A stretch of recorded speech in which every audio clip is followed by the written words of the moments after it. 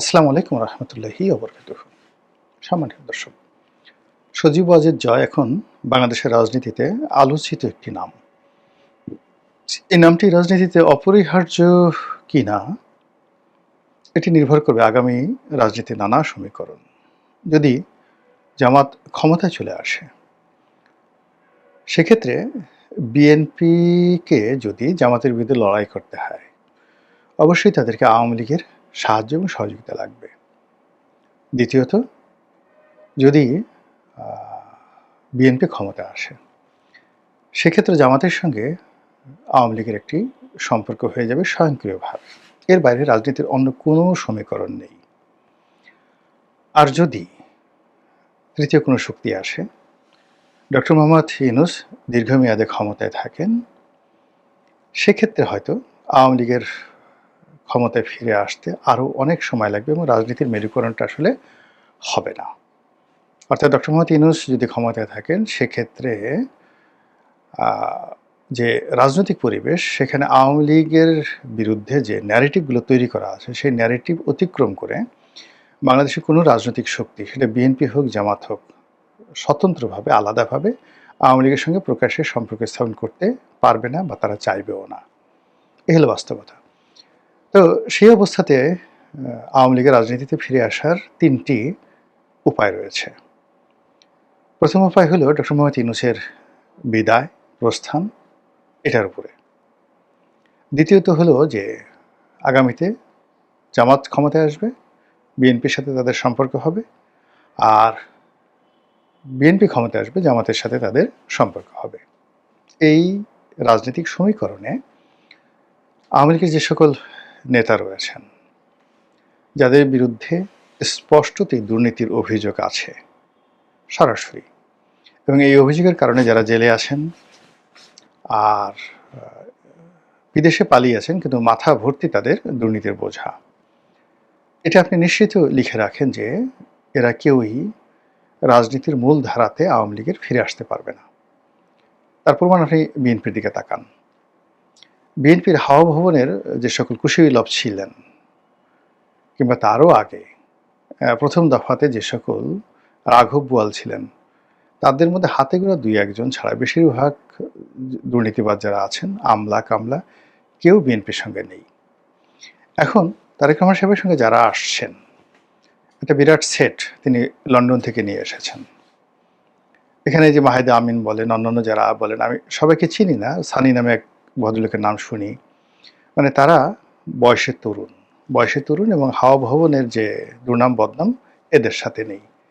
হাওয়া ভবনের সঙ্গে যারা জড়িত ছিল, সেই গিয়াসউদ্দিন আল মামুন থেকে শুরু করে অন্যান্য যারা আছেন, লুৎফুজ্জামান বাবর আছেন, এখন তারা কেউই জনাব তারেক রহমান সাহেবের ঘনিষ্ঠজন নন। তার ঘনিষ্ঠজনের মধ্যে মিয়া নুরুদ্দিন অপু নামে এক ভদ্রলোক আছেন, তিনি আছেন। তারপর তার এক আত্মীয় আছেন ডিউক, তিনি আছেন কিনা আমি বলতে পারবো না। পরিবারের মধ্যে এরকম অল্প কিছু লোক ছাড়া বেশিরভাগই হাওয়া ভবন সংশ্লিষ্ট, তারা ঝরে পড়েছেন। অন্যদিকে হাওয়া ভবনের বাইরে যে সকল মন্ত্রী মিনিস্টার দুর্নীতির একটা বিরাট, যাকে বলা হয় কি বলবো, মানে দুর্নীতিকে রীতিমতো একটা স্টাইলে পরিণত করেছিল বিএনপি জমানাতে, তাদের অনেকে মরে গেছেন, অনেকে বৃদ্ধ হয়ে গেছেন, অনেকে দেশের বাইরে রয়েছেন, অনেকে সিন্ডিকেট করে যারা ব্যবসা বাণিজ্য করার চেষ্টা করেছিলেন, তারা বিএনপি রাজনীতি থেকে আউট। অন্যদিকে সিনিয়র যে সকল নেতৃবৃন্দ রয়েছেন, তারাও মানে ধূপ ধূপ করে জ্বলছেন। মানে খোলামেলাই বলি, ডক্টর মঈন খান, মির্জা ফখরুল, মির্জা আব্বাস, গয়েশ্বর বাবু, হাফিজউদ্দিন আহমেদ, বীর বিক্রম থেকে শুরু করে যে সকল সিনিয়র নেতৃবৃন্দ রয়েছেন, যাদের বয়স 70-এর বেশি, তারা সবাই জাস্ট এটাই তাদের জীবনের শেষ নির্বাচন। মন্ত্রী যদি দয়া করে বানায় ভালো, না বানালে তাদের কিছু করার থাকবে না। ফলে দেখবেন যে এইবার পার্লামেন্ট যদি বিএনপি গঠন করতে পারে, তাহলে একটা ব্যতিক্রমধর্মী পার্লামেন্ট হবে। আর সেই পার্লামেন্টে তাদের যে দু দফা 1991 থেকে 96 আর 2001 থেকে 2006, এই সময়ের মধ্যে যারা দুর্নীতির বরপুত্র রয়েছেন, মানে রাজপরিবারের বাইরে, রাজপরিবার নিয়ে তো আমাদের দেশে আলোচনা হয় না, মানে রাজপরিবারকে সবাই পয়েন্ট আউট করে না, বলে যে না আপার কোনো দোষ নাই, ভাইয়ের কোনো দোষ নাই, সবই ওই অমুক খান করছে, অমুক টিন্টু করেছে, তারপরে অমুক দরবেশ করেছে, বাকি সবাই মানে আপারা সবাই নির্ভয়ে জাল। এটা হলো আমাদের দেশের একটা কালচার। তো সেই দিক থেকে রাজপরিবারকে বাইরে রেখে বাকি সবার কথা যদি চিন্তা করেন তাহলে দেখবেন যে বিএনপির ক্ষেত্রে এই ঘটনা ঘটেছে। ২ নম্বর হলো যে এরশাদের জামানাতে একই অবস্থা। এরশাদে যারা কুখ্যাত এরশাদের সহযোগী ছিলেন, তারা কেউ রাজনীতিতে সাস্টেইন করতে পারেননি। সবাই কিন্তু দুর্নীতিতে ধরাশায়ী হয়েছেন। দুর্নীতি নিয়ে আসলে খুব বেশি রাজনীতি করা যায় না। তো সেদিক থেকে আগামীতে আওয়ামী লীগের যে সকল মন্ত্রী, এমপি, ব্যবসায়ী, আমলা-কামলা, সাংবাদিক, তারপরে শেষে সাহিত্যিক থেকে শুরু করে যে সমস্ত লোক দুর্নীতিতে জড়িয়েছেন, তারা রাজনীতিতে ফিরে আসতে পারবেন না। এটা মানে প্রকৃতির যে একটা সমীকরণ, এটা সজীব ওয়াজেদ জয় থেকে শুরু করে দলের যারা নেতৃবৃন্দ রাজনীতিতে আসতে চাচ্ছেন তাদেরকে জিনিসটা বুঝতে হবে যে এই যাদের বিরুদ্ধে ন্যূনতম দুর্নীতির অভিযোগ আছে এবং সেই দুর্নীতি যদি তাদের জানাও থাকে, তবু এখানে লিবারেল হওয়ার কোনো সুযোগ নেই। তাদেরকে নিয়ে রাস্তায় নামার সঙ্গে সঙ্গে পতন অনিবার্য হয়ে পড়বে। This is one. Second thing হলো যে আগামীতে যদি এই যাকে বলা হয় জনাব সজীব ওয়াজেদ জয়কে রাজনীতিতে ফিরে আসতে হয়, তাহলে তাকে ঠিক সেই কাজটি করতে হবে যে কাজটি তারেক রহমান সাহেব করেছেন 2009 থেকে আজ পর্যন্ত। তিনি তার মাকে মানে একটা পক্ষ করে ক্ষেত্র বিশেষে তার মায়ের সঙ্গে মতদ্বৈধতা করে জিদ করে প্যারালাল একটি গ্রুপ শক্তি তিনি গড়ে তুলেছিলেন অনবরত পরিশ্রম করে। অনেকে এটাকে আম্মা গ্রুপ, ভাইয়া গ্রুপ হিসেবে টিটকারি করতো, কিন্তু তারেক রহমান সাহেব এটা সফল হয়েছেন। এবং সফল হওয়ার পর একটা সময় তারেক জিয়া যখন বুঝলেন যে তার সাংগঠনিক ক্ষমতা বেশি, আর বেগম জিয়া যখন বুঝলেন যে তিনি তার সন্তানের সঙ্গে পেরে উঠছেন না, সন্তানকেই সবাই মেনে নিচ্ছে নির্দ্বিধায়, তখন ধীরে ধীরে তারেক রহমান সাহেবের যে একছত্র আধিপত্য দলের উপর প্রতিষ্ঠিত হয়ে গেল। এরপর তিনি এটা কিন্তু এমনি এমনি করেননি। এই কাজ করার জন্য তাকে যতটা ছোট হওয়া দরকার, যতটা পরিশ্রম করা দরকার, যতটা নির্ঘুম রাত কাটা দরকার, যতটা নিচে নামা দরকার, সব কিছু তিনি করেছেন। দিন নাই রাত নেই, ধরুন বাংলাদেশের সময় লন্ডনে থেকে বাংলাদেশের সময় ভোর 5টায় কাউকে ফোন দিলেন, রাত্রি 3টার সময় কাউকে ফোন দিলেন, তার সাথে ঘন্টার পর ঘন্টা আলাপ করলেন। অর্থাৎ এই সময়টিতে তারেক রহমান সাহেব অন্তত 1 লাখ বিএনপির নেতাকর্মী, তাদের সঙ্গে তার নিয়মিত একটা ডাটাবেজে সম্পর্ক গড়ে উঠেছে। তিনি হয়তো এই 1 লাখ লোকের ডাটাবেজ নিজে সংগ্রহ করেছেন, তাদের ফোন নম্বর, চেহারা, সুরত, নাম, মোবাইল নম্বর। তার মধ্যে হয়তো 500-600 তার নাম মুখস্থ আছে, নট মোর দ্যান দ্যাট, এর বেশি সম্ভব না। আর বাকিগুলো সে ডাটার মধ্যে রেখেছে। এখন ধরুন কুড়িগ্রামের উলিপুর বা কোনো একটা ইউনিয়নে তিনি কথা বলবেন, তো ওই তার ডাটা বলে দিচ্ছে যে ওই ইউনিয়নে তিনি 7 দিন আগে অমুক ফজলের সাথে কথা বলেছেন, সফটওয়্যার তাকে বলে দিচ্ছে।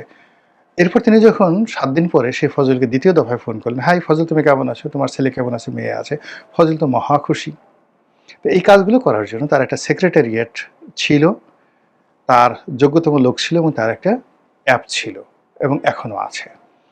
তো এইভাবে কি হলো, তৃণমূলে কাজ করতে, কথা বলতে বলতে তিনি ভাষা শিখেছেন, বাংলা ভাষায় অবিরত কথা বলতে শিখেছেন। আপনি যদি 2001 থেকে 2005 সনে তারেক রহমান সাহেবের বক্তব্য শুনেন, দেখবেন যে তিনি কথা বলাতে সাবলীল ছিলেন না, গুছিয়ে কথা বলতে পারতেন না। কিন্তু এবার আপনি দেখেন রাজনৈতিক মঞ্চে আমরা তাকে নিয়ে ঠাট্টা মশকরা করেছি, তিনি স্কাইপেতে কথাবার্তা বলেছেন গতানুগতিক, কিন্তু এখানে তিনি যে মঞ্চে উঠে কথাবার্তা বলছেন সেই কথা মানে অবিরতভাবে তিনি বাংলায় বলে যাচ্ছেন। এবং বাঙালির কৃষ্টি কালচার, বাঙালি যেখানে গুঁতো দিতে পছন্দ করে, মস্কারা শুনতে পছন্দ করে, মস্কারা করতে পছন্দ করে, এই জিনিসগুলো তিনি করে যাচ্ছেন, অবিরতভাবে করে যাচ্ছেন। তো সেই দিক থেকে জয়কে যদি বাংলাদেশের রাজনীতিতে আসতে হয়, তাকেও তার এই তৃণমূলের সঙ্গে তারেক সাহেব যদি 1 লাখ লোকের সঙ্গে সম্পর্ক করতে পারেন, তবে জয়কে করতে হবে মিনিমাম 2 লাখ। এর কারণ হলো তার সংগঠন বড় এবং সংগঠনের মধ্যে তিনি যে চাইবেন প্রত্যেকটা মানুষই তাকে পেতে হবে। তার অন্তত পক্ষে 10 থেকে 12টি সেই মোবাইল নম্বর থাকতে হবে। সেই 10 থেকে 12টি নম্বর মানে যখনই ফোন করুক না কেন নেতাকর্মীরা, তাকে যদি না পায়, কথা বলতে না পারে, তাহলে এই তার চেষ্টা। তিনি যখন এসে ফোন করলেন, পরে আর তাকে পাওয়া গেল না। এটা হবে না। এটা কক্ষনো হবে না। তাকে অবিরতভাবে তিনি কথা বলবেন এবং তাকে পেতে হবে। আর এই যে পাওয়ার ক্ষেত্রে তাকে যে কৌশল অবলম্বন করতে হবে, সেই কৌশলগুলো নিঃসন্দেহে আইটি স্পেশালিস্ট হিসেবে তার জানার কথা। এই হলো এক। ২ নম্বর হলো যে তারেক রহমান সাহেব যেটা ছিলেন নন ফরমাল। তো ইনফরমাল বা নন ফরমাল, এবং এখনও তিনি ক্যাজুয়াল ড্রেসে চলাফেরা করছেন। জয়ের জন্য এটা প্রযোজ্য হবে না। জয়ের জন্য এটা প্রযোজ্য হবে না। জয় এখানে ক্যাজুয়াল হতে গেলেই তাকে ভালো লাগবে না। তার যে বডি কনস্ট্রাকশন, সে যেভাবে লম্বা, তিনি যদি একটা লুঙ্গি পরে একটু ঘোরাফেরা করেন, গেঞ্জি পরেন, হাফ গেঞ্জি পরেন, তারপরে শেষে মুখে কতগুলো ক্রিম মেখে, মানে ক্যাজুয়ালভাবে হবে না। তাকে সবসময়ই শশী থারুরের মতো স্টাইলিশ হতে হবে। সেই স্টাইলিশ হতে গিয়ে আমি দেখলাম যে তার যে ভিডিওগুলো, একটা ভিডিও কেবলমাত্র তিনি যে আল জাজিরের সঙ্গে সাক্ষাৎকার দিয়েছেন এ যাবৎকালে, সেই একটি সাক্ষাৎকারে তার বসার style, hair style, dress code okay ছিল। আর কোনোটাতেই তার বসার স্টাইল ঠিক ছিল না। যেমন ধরুন এই যে আমি এখন ভিডিও করছি, তো আমি একসময় ভিডিও করতাম আমার যে একটা এক্সিকিউটিভ চেয়ার আছে সেটায় বসে পেছনের সাইডটা দিয়ে। তো বিরাট একটা চেয়ার, চেয়ারের মধ্যে মানুষটাকে খুব ছোট মনে হচ্ছে, দেখতে কিন্তু ভালো লাগতো না। অনেকে বলেছে, কিন্তু পরে আমি দেখলাম যে না, একটা স্বাভাবিক চেয়ারে বসে আমার মুখচ্ছবি, মানে আমাকে প্রদর্শন করতে হবে, এখানে অন্য কোনো কিছু নয়। তো আমার যতটুকু চেহারা রয়েছে, সুরত রয়েছে, ড্রেস কোড রয়েছে, আমি যা, এটাকেই প্রদর্শন করতে হবে। কিন্তু সজীব ওয়াজেদ জয় যেটি করেছেন, তিনি যে কয়বারই মানে মিডিয়ার সামনে এসেছেন, তো তার যে ব্যাকগ্রাউন্ড, তার অফিস, তার একটা বড় চেয়ার, এটি আসলে তাকে মানায়নি। ২ নম্বর হলো যে ক্যামেরার দিকে কীভাবে তাকে কথা বলতে হবে, এটাও তাকে রপ্ত করতে হবে। তার আই কন্ট্যাক্ট এবং তার মানে ইয়ে, দেখা গেল যে ফ্রন্ট ক্যামেরা দিয়ে যদি আপনি মানে কোনো একটা কাজ করতে চান, এখানে তার প্রফেশনাল ক্যামেরা লাগবে, প্রফেশনাল ক্যামেরাম্যান লাগবে, যেখানে সাক্ষাৎকারগুলো মানে বোঝা যাবে ফুল টাইম। এখানে তাকে একজন ফুল টাইম ক্যামেরাম্যান লাগবে, এবং পৃথিবীর সবচেয়ে সুন্দরতম ক্যামেরা, মোবাইল দেওয়া হবে না, ভালো ক্যামেরা, ভিডিও ক্যামেরা দিয়ে তাকে এই জিনিসগুলো শ্যুট করতে হবে, এবং যেখানে ব্যাকগ্রাউন্ড থেকে শুরু করে সব জায়গাতেই যে কোনো জিনিস চাইতে তাকে মনে হবে। এবং এই যে ক্যামেরা যখন সেট আপ করবেন, ক্যামেরা সেট আপ করতে গিয়ে দেখা গেল যে ক্যামেরার বিভিন্ন অ্যাঙ্গেল রয়েছে। এখন আমার ক্যামেরাটা যদি আমি থুতনির দিকে, আমার সেই থুতনির দিকে ফোকাস করি, তাহলে উপরের অংশটি ত্রিভুজের মতো হয়ে যাবে, মানে মুখমণ্ডল ত্রিভুজের মতো হয়ে যাবে। আর যদি আমি আমার ক্যামেরার যে ফোকাসটা আমার কপালের দিকে হয়, মোবাইল দিয়ে করি, তাহলে দেখা যাচ্ছে যে খুব হাই রেজলিউশন না থাকলে নিচের অংশটি বেলুনের মতো ফুলে যাবে, এবং এটা এনলার্জ করা থেকে শুরু করে এই সকল ভিডিও বিকৃত করা সম্ভব। এই জন্য ক্যামেরার রেজুলেশন থেকে শুরু করে ফটোগ্রাফি যারা জানে বুঝে, এরকম ফটোগ্রাফি তাকে করতে হবে, এবং সবসময় ওয়েল ড্রেস হয়ে, ফুটবাবু হয়ে। আদারওয়াইজ মানে তার যে অতীতের কর্মকাণ্ড, যেমন তিনি ভালো বাংলা এখনও বলতে পারেন না, ইংরেজি বলতে পারেন, কিন্তু ইংরেজিকে টু দি পয়েন্টিভ করার জন্য, পলিটিক্যাল করার জন্য তাকে নিয়মিত ক্লাস করতে হবে। যেমন দুজন মানুষ এই পলিটিক্যাল ক্লাস করে পৃথিবীর শ্রেষ্ঠ বক্তা হয়েছেন। ১ নম্বরে রোনাল্ড রিগান, ২ নম্বর হলো মার্গারেট থ্যাচার। তো কাজে আমেরিকাতে তাকে এই যে বিষয়গুলো তিনি বলতে চান, সেই বিষয়গুলো বলার জন্য তাকে যাকে বলা হয় পলিটিক্যাল ক্লাস করতে হবে। হাতে যেহেতু সময় আছে, বয়সও অল্প, বেশি বয়স হয়নি, আমার চেয়ে অন্ততপক্ষে তিনি ৫ বছরের ছোট। তো কাজেই তার সময় আছে। তিনি এই ১ বছর ২ বছর যদি এই ধরেন একটা পলিটিক্যাল ক্লাসে তাকে যদি পারঙ্গমতা অর্জন করতে হয়, তাহলে কম করে হলেও তার ৪ থেকে ৫ বছরের অবিরত প্র্যাকটিস দরকার। আর বক্তব্য, যেকোনো বক্তব্য আকর্ষণীয় হয়ে ওঠে বক্তব্যের মধ্যে যদি আপনি হিউমার তৈরি করতে পারেন। হিউমার হলো মানুষের জ্ঞান গরিমার একেবারে এক্সট্রিম স্তর। পলিটিক্যাল লোকজন যারা আছে, যেমন উইনস্টন চার্চিল, তারপরে রোনাল্ড রিগান, এমনকি মার্গারেট থ্যাচার, এরপর নেলসন ম্যান্ডেলা, তারা সবাই পলিটিক্যাল যাকে বলা হয় ওরাটার হিসেবে, বক্তা হিসেবে, ইনক্লুডিং বিল ক্লিন্টন, অসাধারণ মানুষকে হাসানোর ক্ষমতা তাদের ছিল। বারাক ওবামারও। কেন? প্রচুর প্রচুর পড়াশোনা করেছেন। এমন কোনো জিনিস নেই তারা করেননি। ভালো সিনেমা দেখেছেন, কবিতা পড়েছেন, গল্প পড়েছেন, উপন্যাস পড়েছেন এবং ঝরঝরে মুখস্থ। ফলে একটি গুরুগম্ভীর বিষয়কে হালকা করে দেওয়ার জন্য তাদের ভাণ্ডারে শব্দ, ঘটনার কোনো অভাব নেই। ফলে তারা সফল হয়েছেন। রাজনীতিতে সিরিয়াস লোকজন বেশি এটা পছন্দ করেন। আওয়ামী লীগে ধরেন যারা বক্তব্য দিতেন তাদের মধ্যে বিখ্যাত লোক কারা? সবচেয়ে বিখ্যাত লোক যদি ধরেন সুরঞ্জিত সেনগুপ্ত, আব্দুস সামাদ আজাদ। আব্দুস সামাদ আজাদ, সুরঞ্জিত সেনগুপ্ত এই দুজন মানুষ কেন বিখ্যাত? তারা প্রচণ্ডভাবে মানুষকে হাসাতে পারতেন একান্ত কথাবার্তায়, আলাপ আলোচনায়। তো সজীব ওয়াজেদ জয়কেও প্রচুর পড়াশোনা করতে হবে। আমার কাছে মনে হচ্ছে যে তার বাংলা ভাষা, সাহিত্য, বাংলাদেশের রাজনীতি এই বিষয়ে যে পড়াশোনাগুলো আছে এগুলো আবার নতুন করে পড়া উচিত। বিশেষ করে তার যে পরিবার রয়েছে, বঙ্গবন্ধু পরিবার, শেখ পরিবার, বাঙালি জাতীয়তাবাদ এবং বাংলাদেশের ইতিহাস, সেই আসাম বেঙ্গল পরিষদের যে ইতিহাস, আসাম বেঙ্গল ব্রিটিশ জমানাতে আসাম বেঙ্গল ইতিহাস, তারপরে 1935 সনের ভারত শাসন আইন, তারপরে যে নির্বাচন হলো শেরেবাংলা ফজলুল হক, শ্যামাপ্রসাদ মুখার্জি, তারপরে স্যার আশুতোষ মুখার্জি, ইন্ডিয়ান কংগ্রেসের সঙ্গে সঙ্গে মানে নিখিল ভারত মুসলিম লীগ এবং যাকে বলা হয় বঙ্গীয় মুসলিম লীগ, এই বিষয়গুলো একাধিকবার 2 বার 3 বার পড়ে, 4 বার 10 বার পড়ে একটার সঙ্গে আর একটার সংযোগ স্থাপন করতে হবে। যে কংগ্রেস যখন ভারতে রাজনীতির তুঙ্গে তখন বাংলাদেশে মুসলিম লীগের অবস্থা কেমন ছিল, বা ঢাকার প্রথম পৌরসভা নির্বাচনে কারা জয়লাভ করেছিল, কারা কারা পৌরসভার মেয়র হয়েছিল, বা বেঙ্গল লেজিসলেটিভ অ্যাসেম্বলিতে কারা কারা হয়েছিল, এই জিনিসগুলো হৃদয় থেকে অনুধাবন করতে হবে, বুঝতে হবে। না বুঝে বক্তব্য দিতে গেলে হাস্যরসের তৈরি হবে। অনেকে মানে বক্তব্য দেন কিন্তু জানেন না, না জানার কারণে কি হচ্ছে, তার আধিপত্য স্বীকার করে নেন সবাই, তারপরে শেষে তার কথাবার্তা শুনেন, পেছনে পেছনে টিটকারি করেন যে শালা কিচ্ছু বোঝে না, দামড়া, বলদ কোথাকার। এই কথাগুলো হয়, এটা সবার ক্ষেত্রে প্রযোজ্য।